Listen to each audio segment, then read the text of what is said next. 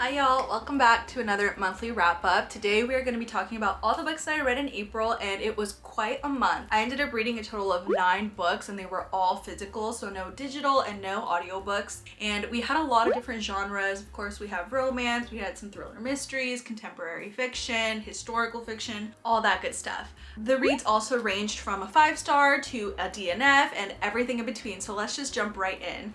Also, sorry if I sound a little bit under the weather, but I just got back from New York and I am feeling a little bit under the weather, but I definitely wanted to do this video because I do it monthly and it was a great reading month, so I want to talk about it.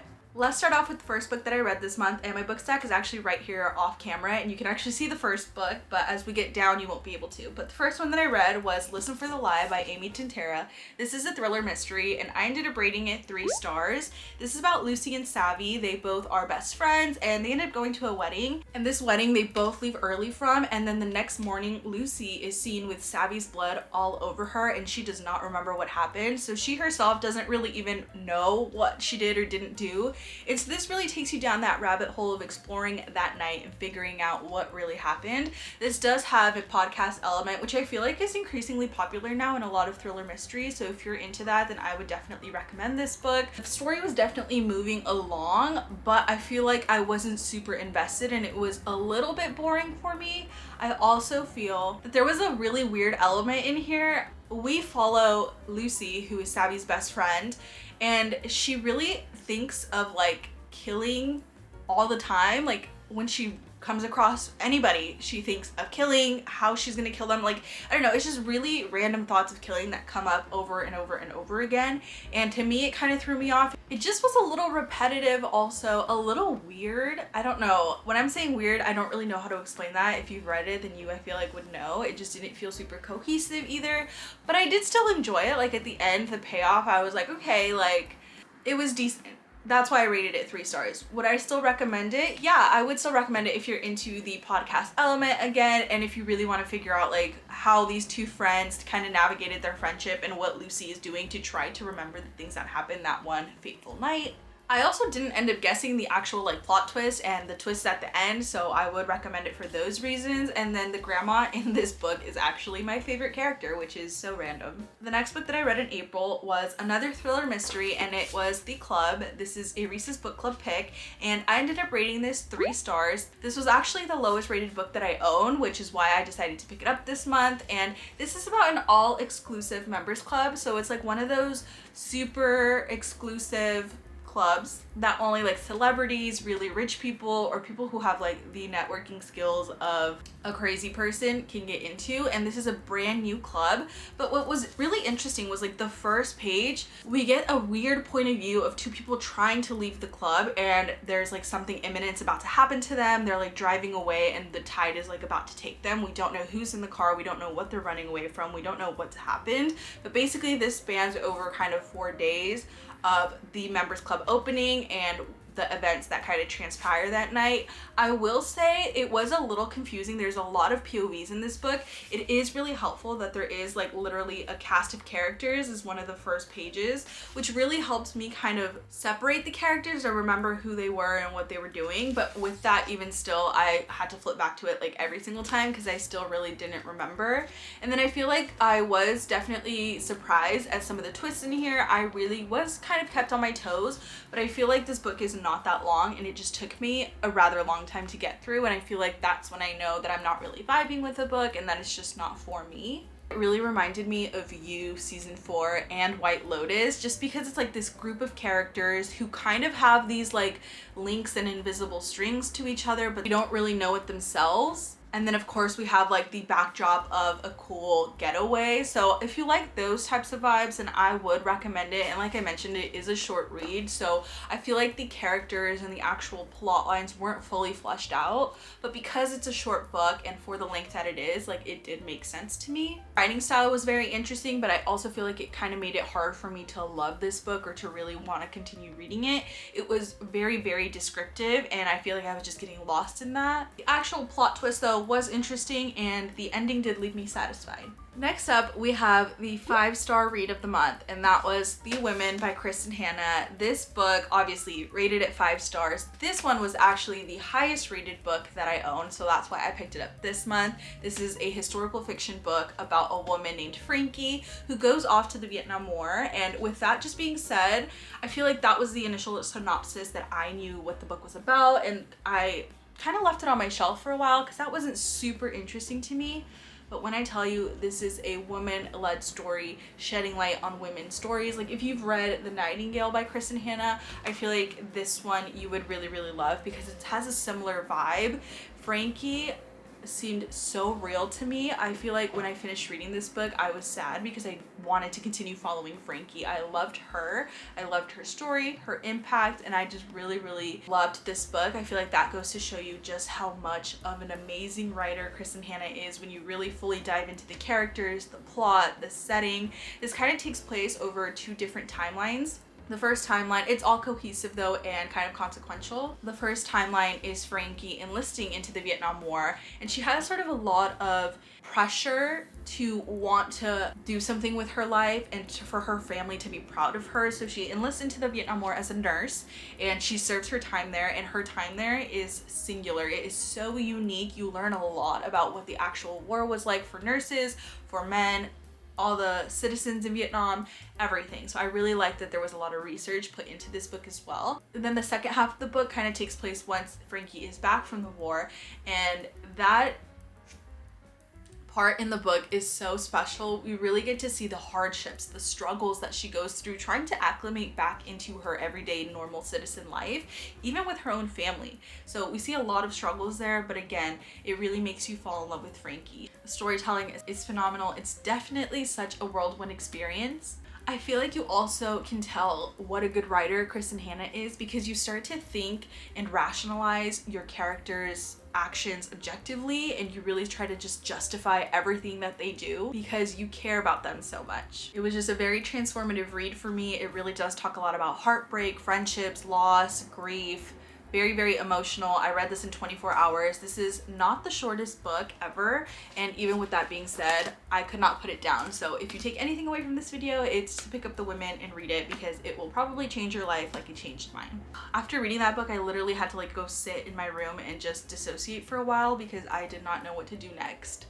The next book that I read in April was actually Broken Country by Claire Leslie Hall. This was also a historical fiction book, and this one I ended up rating 3.5 stars. I picked this one up actually because I'm a part of a book club with my friends, and this was the book that we decided to read. This was the recent book club pick, I think for April or March maybe, and with that being said, I feel like the first 50 pages I was pretty bored. I wasn't invested in the characters or in the plot really. I did really like the setting because it takes place in like a farm. Once you get like past the first 50 pages, stuff just starts happening and secrets begin unraveling. Our main character in this book lives with her husband, and she actually comes across her neighbor who is like her ex-lover.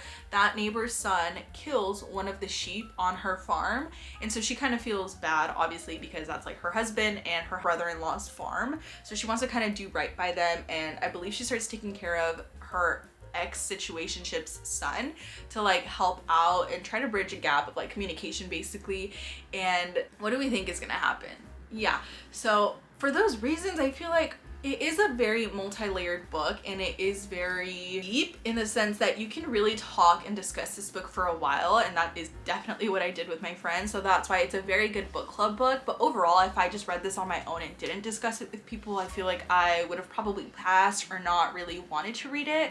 I feel like I also saw this book have a lot of 5-star ratings on Goodreads, and that definitely set my expectations for this book to be higher than they probably should have been. So again, like I mentioned, this was a 3.5 star for me, and it wasn't my favorite book that I read this month. If anything, I think it's going to be a forgettable book for me. It also carries a very, very unsettling type of tone. Like you just don't really know where the story's going to go next. There's some secrets that are unraveled and you're kind of just like, what? There's some characters that do things that you do not like and you're kind of like, what? So unsettling to say the least. The next book that we read and finished was Fearless, which is the 3rd book in the Powerless trilogy by Lauren Roberts. I ended up rating this book 4 stars. I really, really enjoyed it. I would definitely recommend the entire series or trilogy because I really, really really liked it. I thought it was entertaining, it was romantic, it was action-packed. I will say I feel like this could definitely be a great TV show or a great movie. I also don't want to go too in-depth with the plot because obviously this is the third and final book in a trilogy, and so there's a lot of stuff that's happening in this book that you do not expect to happen, or you wouldn't know why it's happening if you hadn't read the previous books. This one for a bit did feel a bit repetitive because there's parts of this book that happened in the first book, so I'm just like, why was that a thing again? Towards the end, you figure out why. There's also kind of secrets that are in here that I found very enjoyable. I did not expect. There's plot twists. You can tell that at this point in the series, that something big is gonna happen because one of our major characters is with someone while actively pining and loving another person. And it's just, it was good. It's also really chunky, and I read this in maybe a day or two because that's how invested I was. I will say it's action-packed from the beginning. I did not find a slow part in this at all. It's definitely a page turner. Adventurous, fun, and twisty series. The romance is bold, it's messy, and there is some high yearning, which if that's your favorite type of romance, look no further. Yeah, like I mentioned, this book is kind of chunky. Like when I first picked it up, I did not expect that, and the font is also very small, which I am not a big fan of, but again, the actual storytelling in here is very engaging, and I was thoroughly impressed. Lauren Roberts, I will pick up your next work, whatever it is, because I really enjoyed this series. This is also like a fantasy series, which very new for me, and I actually finally completed this one, and I think there's going to be maybe 2 novellas that are going to come out after this one, so I will be reading those. This month was also packed full of new releases, so I tried to stay on top of them as much as possible. So therefore, the next book that I read was Sunrise on the Reaping. This actually came out in March, but I got to it this month. I rated this 3.75 stars. This is Haymitch's story for those of you that don't know. So we know Haymitch, we know kind of what happens to him or what he's like in his adult life because of the original Hunger Games series, books and movies.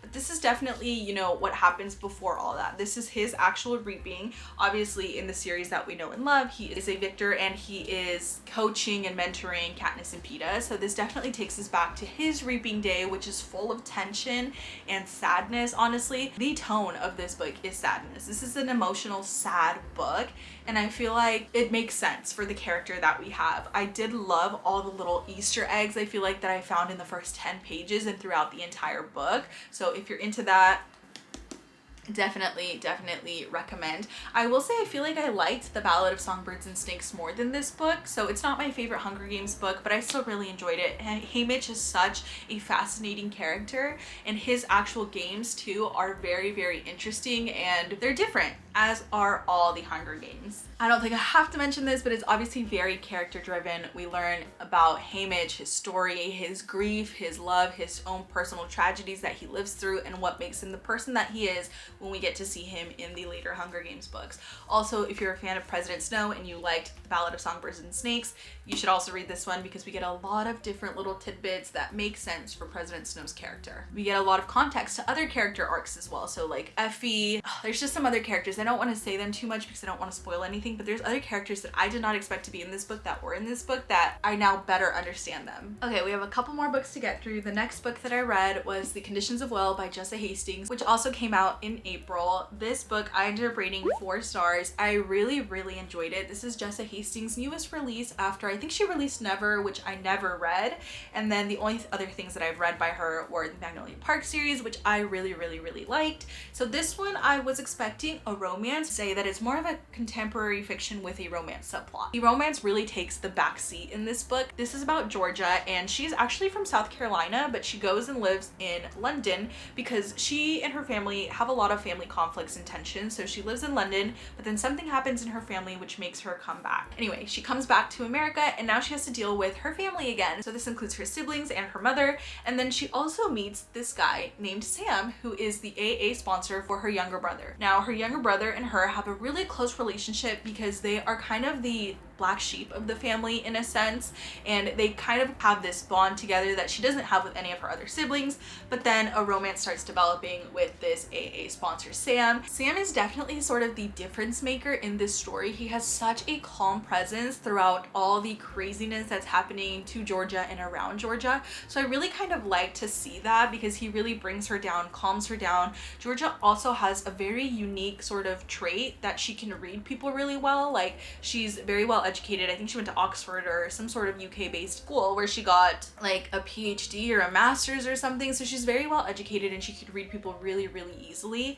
And I really like how she constantly comments on people's like facial structures, their like what they're showing in their face and whether they're lying or not. So I feel like that makes it really unique. I will say I feel like I could hear Magnolia's voice throughout like the first maybe 50 pages of this book, and that's just, I think, Jessa Hastings. Also, again, Jessa Hastings does a really good job of showing like lyricism within her writing because it just makes you fall in love with the world that she's building. There's also a lot of commentary about the stark differences between the US and the UK, which I really enjoyed and appreciated. And this entire book takes place over just a couple of days, maybe a week, maybe 2 weeks max, and there's just a lot happening. It's more of a slice of life type of book because it's more mundane. Nothing too crazy action-packed is happening, but again, it is because these are people's lives and there's things changing on a day-to-day basis. And I feel like there was a lot of character development in this book from a character that I did not expect and was not one of our main characters, which I really liked. I love Georgia. This definitely highlights the complex family dynamics, the highs of highs and the lowest of lows within family dynamics. I also feel like the title is a little random. Like, even at the end of the book I was like, wait, what was the title again? Oh, so I mean, I get it, but it's also, I wish it would have had a different title. But the cover, no notes. Next up, we read Abby Jimenez's Say You'll Remember Me. This is a romance book. I ended up rating this 3 stars. Right off the bat, I will say this is not my favorite Abby Jimenez book by far. I feel like this one is very emotional, probably one of her most emotional reads if I'm being honest. But with that being said, I feel like the romance did not stand out in this book whatsoever. I really liked the first date and the meet cute. I love that. She's queen of that. But then after that, I feel like the romance was just not really going anywhere. We get a lot of scenes that are basically the same thing happening over and over again. And again, there's just a really big kind of family aspect and emotional situation that's happening with our female main character's family that really kind of takes the spotlight and the center place for this book. Also with the romance, I just felt like it was very insta-lovey, but also very surface level. Like, I just was not buying it. Also, our male main character, Xavier, I feel like he was very monotone. And I also listened to about a chapter or 2 of this via audiobook, and I was correct. I thought these things before I heard the audiobook, and then once I heard the audiobook, I was like, what the heck? Like, he literally sounds like he's bored. And just the way he was talking, like very short with who he loves. Like, I don't know, I just was not a big fan of that. So not my favorite Abby Jimenez book. I would definitely recommend probably all her other work before this one, which sucks to say because this is her newest release. But like I mentioned, if you want to read this maybe for like a romance subplot and to read about something very emotional happening with our female main character's family, immediate family, then I would recommend it. Last book that I read and finished actually last night was Hopeless from Elsie Silver. I rated this 3.75 stars. This is Bo and Bailey's book. This is the last book in the Chestnut Spring series, and I feel like it really tied the entire series up in a perfect little bow. We get a lot of no pun intended. We get a lot of family in this, a lot of found family, and we also get kind of a little sneak peek into her new series, which I cannot wait to dive into. And I believe the first book in that series is on my May TBR, so I'm definitely looking forward to starting that. And this is about Bo and Bailey. I do really like the romance. I feel like this was the spiciest book in the series, which I did not expect. There was a physical scene towards the end of the book, which I was not the biggest fan of and turned me off a little bit onto their romance. But I will say, I feel like their romance was built on like a friendship, an initial friendship at that. It's also fake marriage, fake engagement trope. So take that with a grain of salt. I know that's not a lot of people's favorite tropes, but I feel like the book did it really well, and I did buy into their romance and like their chemistry that was building. I really liked that. I also really loved how at one point Bo said, Bailey might get uncomfortable around other people, but not me. And I feel like before he even said that, I had that same thought. So I really like how Elsie Silver really showed that to us, to the readers, because it really makes you see the difference in someone when you truly feel comfortable with like a partner. So I really liked that. But basically, that's it. This was the final book that I read, and I really, really liked this series as a whole. I would definitely recommend it to you if you haven't. This is like a cowboy found family romance series. Definitely recommend. Now, the last book that I quickly want to touch on is my DNF for the month, and that was The Overstory. This is a literary fiction book, which I think that was what I didn't love about this book. It really is just a slower paced book talking about trees and their significance to us, even though we don't see it in day-to-day life. It's a lot of short stories compiled into this one book, and I was listening to this mostly via audiobook, and I was enjoying it. The little short stories were really interesting and kind of emotional, but then I got to a point where I was 30% into this book. I wasn't loving it. I was finding myself turning it on and listening to it just because I wanted to get through it and because it was on my TBR. And then we hit a chapter that was 8 hours long via audiobook, picked up the book, same thing. It's like the entire rest of the book, and I cannot do that. I just did not find it in myself to care enough about this book to finish that. So unfortunately, it was a DNF. It's a beautiful book, beautiful cover. I got this in Portugal at the oldest operating bookstore in the world. So I will forever hold this book while I go back to it, not anytime soon. Those are all the books that I read in April. I hope you guys enjoyed this video and stick with me to see what I read in May. Thanks for watching. Bye.